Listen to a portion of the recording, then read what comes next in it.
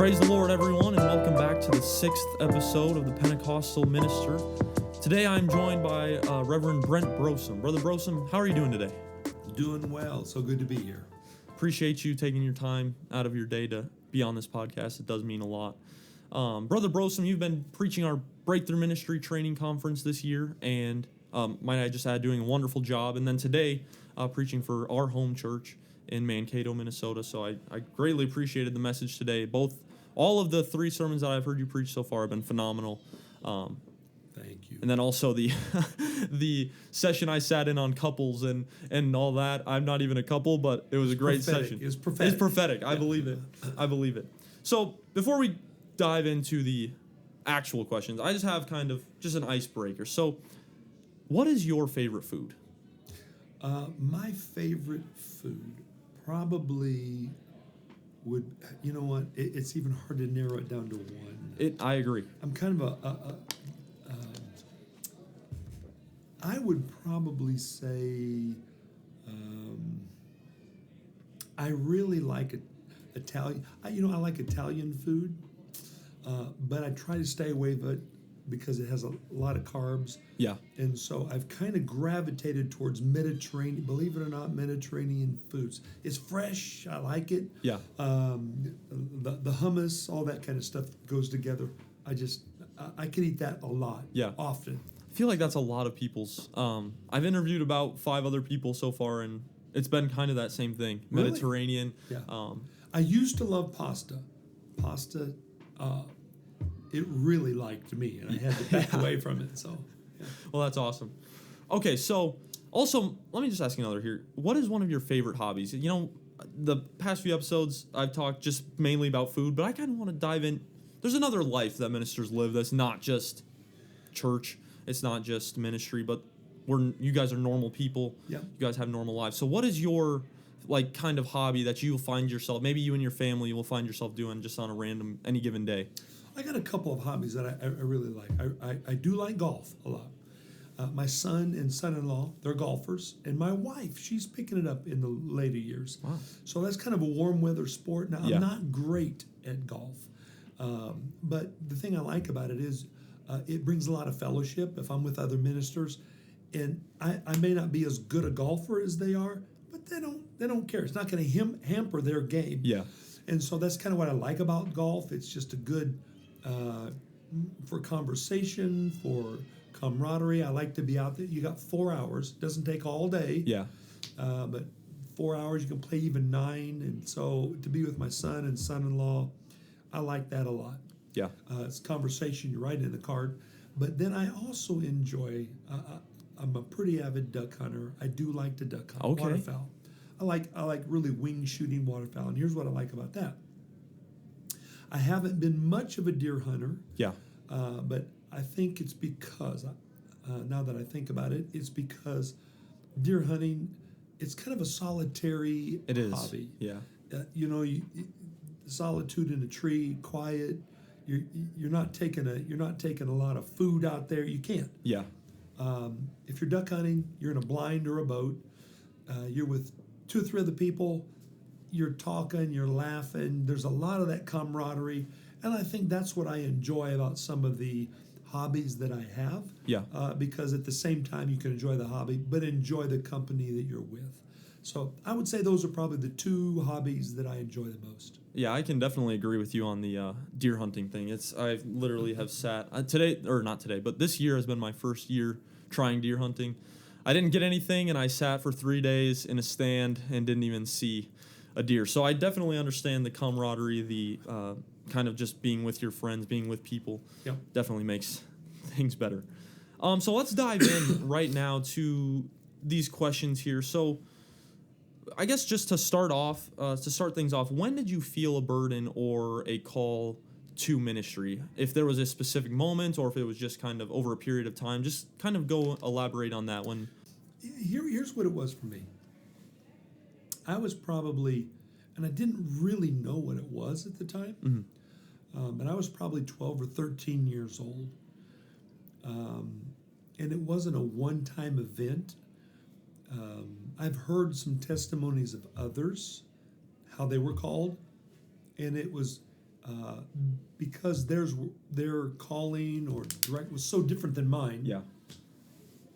It took a little bit for me to distinguish what God was doing in my life. But at 12 or 13 years old, I would be exposed to some opportunities. For example, I worked on the bus route with my dad. All I did was open the door and drop out a stool and help children get on the bus route. Yeah. And I was junior high, just coming into high school.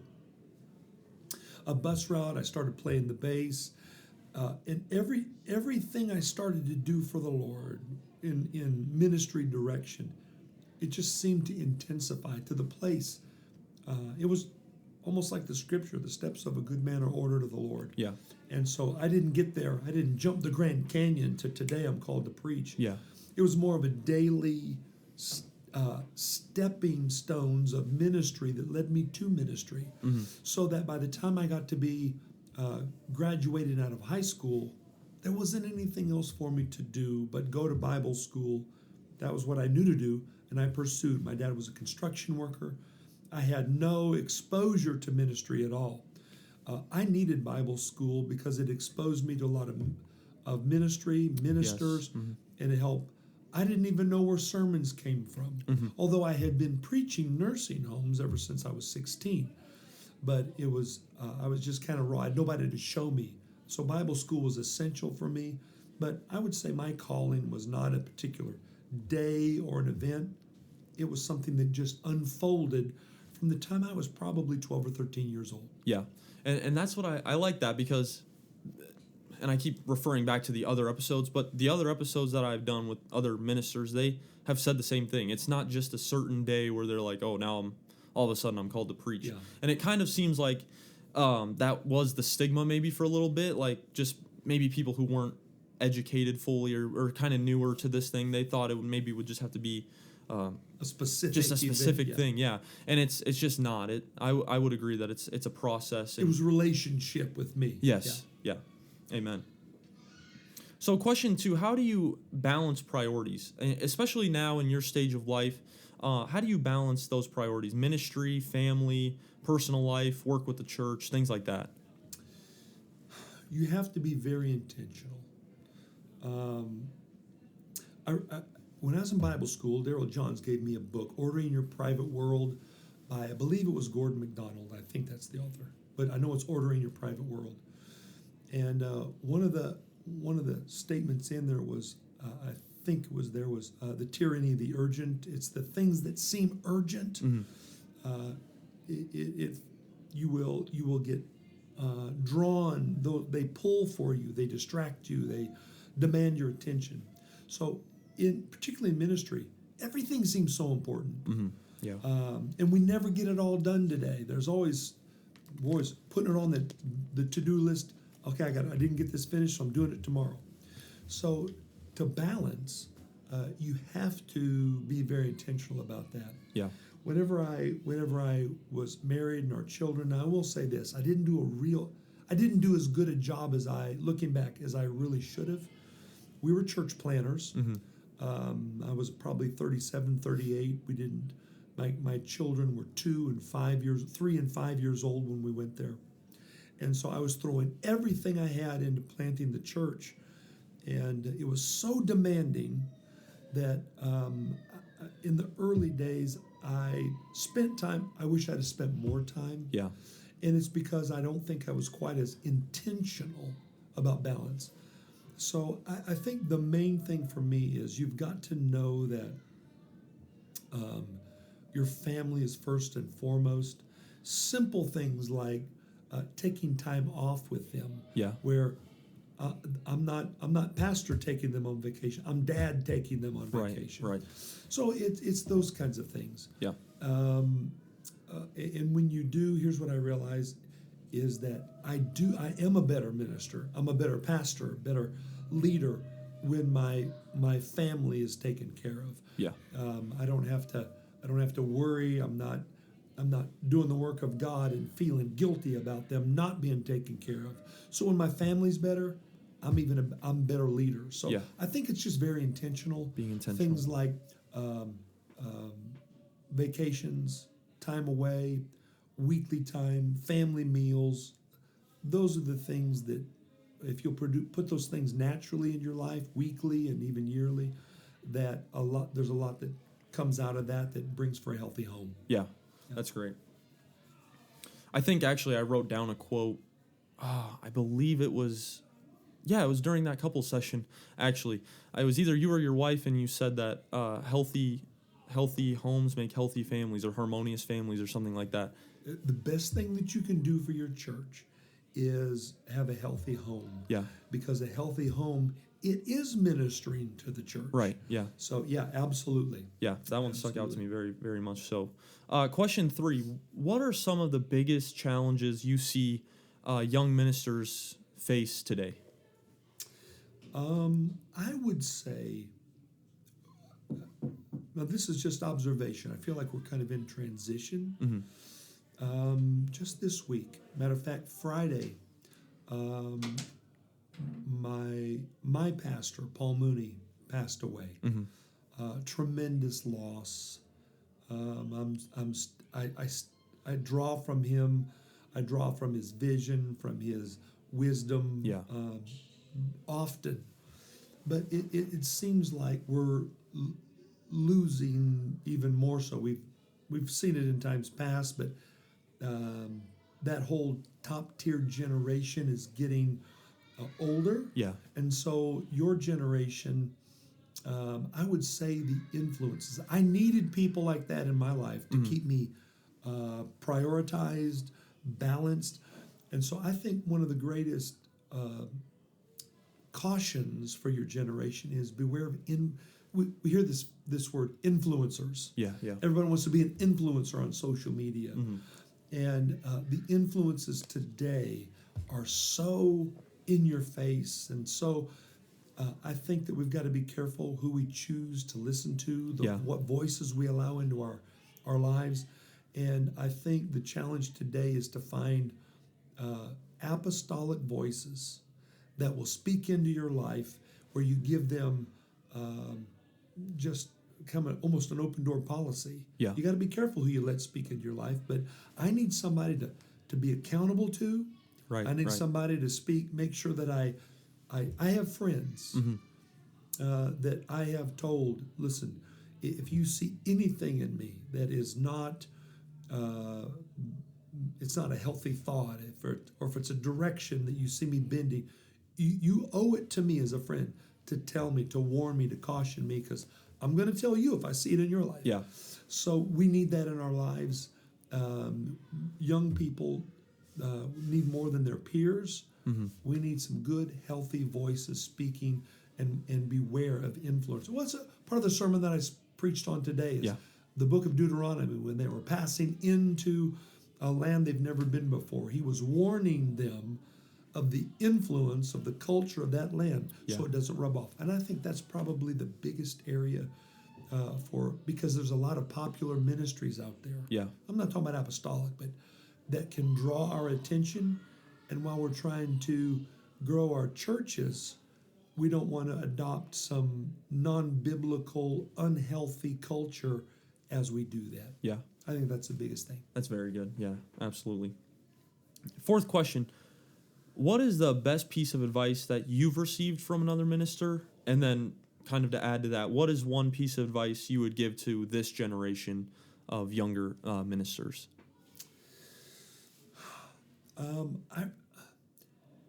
I've received some very good advice over the years. I think stuff like this, there's probably more than just one. This kind of helps shape my life.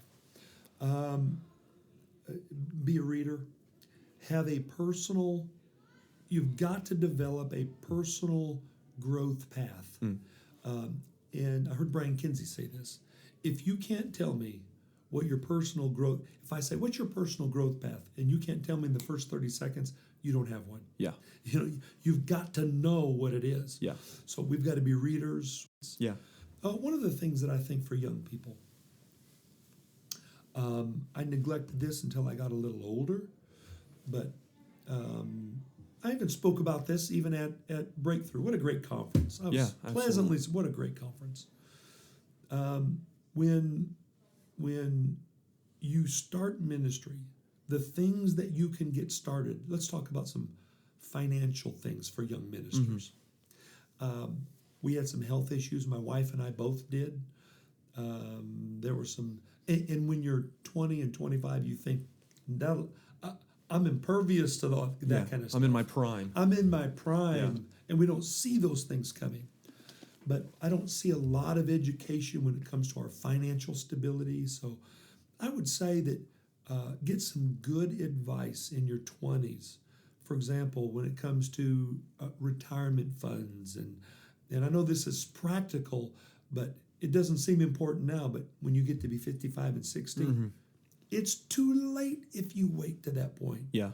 So if they will just start early, get a retirement fund. Make sure that you're adequately taken care of, whether it's some term insurance. Those are the kind of advices that once I get that taken care of early on, it takes a lot of the insecurity of raising a family. It's taken care of. I don't have to think about it anymore. Yeah. So I would say I would encourage young people, young families, to find somebody that you have a lot of confidence in to help you with some of those early financial decisions, and then when those are in place, it'll benefit you over a lifetime. Yeah. It'll set you up over your life. It will. Yeah, that's very, very practical teaching. And then last but not least, what questions should my generation be asking yours? I think some of the things that they would want to ask would, I've seen ministries, and I don't know if this is the right word or not, but over the decades of my ministry, I've seen where certain things become fads. When I got out of Bible school, guys wanted to buy trailers and preach 6-week revivals. Yeah. Well, that doesn't really happen much anymore. Yeah. They're flying them in for 2 or 3 days or a day or a weekend. Crusades, have different aspects of ministry. I would say this. I would say that when it comes to ministry, future ministry, I would want to know what is going to help the longevity of ministry. And that's, you got to learn how to win souls. Yeah. Anybody in their early 20s, get a PhD, get laser beam focused on, I think church planning will never be out of style. Yeah. If we take a small church revitalization, here's what Paul told Timothy. Here's an elder to a younger. Do the work of an evangelist. Right. We have got to know how to do and be around people. You got to hang around, rub shoulders with, be around people that know how to win people, that know how to build churches, and that will help ministry for a lifetime. Yeah. For a lifetime. So those are the kinds of things that I think would be invaluable. Find somebody who has a lifetime of success. Yeah. And because some things are caught and not taught. And just by being around them, being around Brother Mooney, vision, a passion for apostolic truth. There have been some things that just kind of rub off. He didn't really teach. I just caught it from him. Yeah. And so I would say those are the kind of things that a younger generation would reap benefits from an older generation. Yeah, absolutely. I was having this conversation with my friend at Breakthrough, actually. We were talking about kind of that same thing. We definitely, by all means, we need evangelism. It's in the fivefold ministry. Absolutely. We need all of that.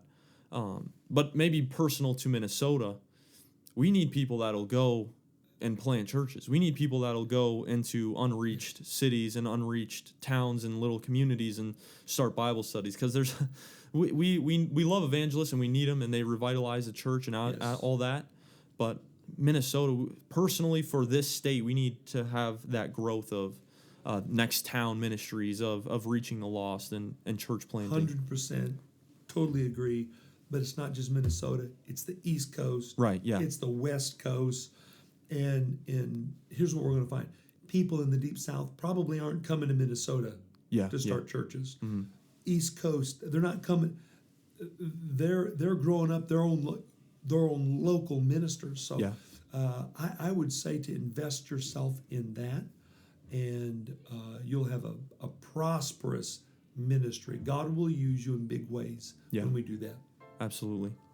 Well, Brother Brosam, thank you for taking time out of your schedule to sit down and have this one-on-one kind of interview with me. I greatly appreciate it. I love it. And for everyone listening, I hope this episode has encouraged, informed, and equipped you.